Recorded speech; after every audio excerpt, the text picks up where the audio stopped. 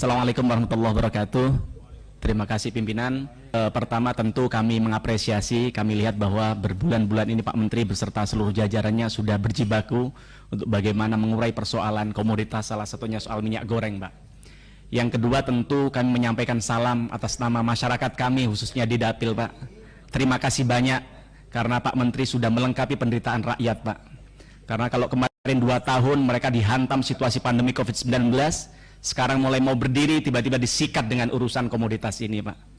Nah, kemudian saya tidak mau bahas case per case, Pak, karena saya tahu Pak Menteri beserta seluruh jajarannya punya mata, punya hati, punya telinga untuk mendengar jeritan-jeritan hati rakyat itu, Pak. Nah, pada kesempatan kali ini kami ingin menyampaikan sedikit masukan agar tidak terjadi hal-hal lagi seperti sekarang. Karena jujur saja Pak Menteri, kami tadi panjang lebar A sampai Z Pak Menteri menyampaikan kita sudah nggak percaya, Pak. Dulu ketika rapat sebulan yang lalu soal ini Pak Menteri sampaikan nanti 4 hari ini akan selesai persoalan minyak goreng, tapi nyatanya sampai berbulan-bulan juga tidak selesai. Kali ini kami tidak percaya sama Bapak, harapan kami besok Bapak bisa kembalikan kepercayaan kami, kepercayaan publik terhadap Pak Menteri. Nah, pada kesempatan kali ini Pak, kami ingin menyampaikan beberapa evaluasi. Yang pertama, Pak, kami melihat bahwa Kementerian Perdagangan ini masih seperti macan ompong, Pak. Tidak ada harga dirinya bukan hanya di mata rakyat, tapi juga di mata produsen minyak goreng begitu, Pak. Kalau kita lihat sejak Januari sampai hari ini, kalau kita hitung sudah 6 permendak dikeluarkan, tapi tidak ada satupun yang berimplikasi positif terhadap kesejahteraan rakyat begitu. Soal ini adalah minyak goreng begitu, Pak. Nah, maka harapan kami Pak Menteri bisa menjadi pelajaran harga untuk bagaimana ke depan tidak terjadi hal seperti ini lagi. Pak Menteri tahu nggak? Pak Menteri jadi menteri ini adalah pembantu presiden, Pak. Bukan justru dengan situasi ini Pak Menteri merepotkan presiden sampai kemarin beliau turun tangan untuk bagaimana menyelesaikan persoalan ini.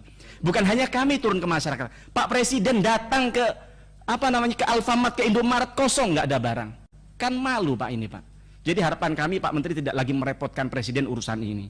Kemudian yang kedua, lemahnya koordinasi Menteri Perdagangan dengan stakeholder, dalam hal ini adalah para pelaku-pelaku industri. Bapak mohon maaf, saya ingin mencontohkan ketika waktu itu di zaman Pak Enggar. Memang saya belum duduk di kursi ini. Waktu itu saya masih jadi ketua HIPMI di daerah, di Jawa Timur kebetulan. Nah, kami berkolaborasi soal membuat Umart, retail modern di pesantren, yang sekarang ada pesantren-pesantren itu legacy dari Pak Enggar. Saya tahu Pak Enggar punya banyak kekurangan. Saya pengen cerita sedikit Pak Menteri soal kesuksesan dari Pak Enggar untuk bagaimana kita bisa belajar bersama. Saat itu kami lihat dengan mata dan telinga kami sendiri Pak Enggar menyelesaikan persoalan komoditas minyak, gula, bawang putih begitu. Tapi kami lihat mereka itu diayomi, Pak. Setiap mau mengeluarkan keputusan, semua stakeholder, semua pelaku usaha diundang oleh mereka. Diajak diskusi, diajak makan, kemudian bikin komitmen bersama, dan jam 3 pagi mereka konferensi pers, dihadapkan di media, diminta mereka untuk berkomitmen untuk menjual sesuai dengan harga yang ditetapkan pemerintah. Dan ini tidak terjadi di Kementerian Perdagangan. Bapak setiap mengeluarkan kebijakan, mereka teriak, rakyat teriak, akhirnya tidak ada solusi seperti sekarang ini. Waktu itu beliau sampai turun ke kuli panggul, Pak. Ditanya, kamu berapa biaya panggulnya? Dia turun ke tempat pengemasan, berapa biaya kemasannya? Lalu dihitung dengan biaya produksi berapa, maka dipaksa produsen untuk menjual harga sekian, kalau nggak dicabut izinnya. Maka harapan kami hal-hal begini dilakukan oleh Pak Menteri Lutfi di era ke depan. Ketiga, Pak Menteri, kami melihat Pak Menteri membuat pernyataan-pernyataan yang tidak empati buat rakyat kami. Pak Menteri menduduk rakyat kami menimbun.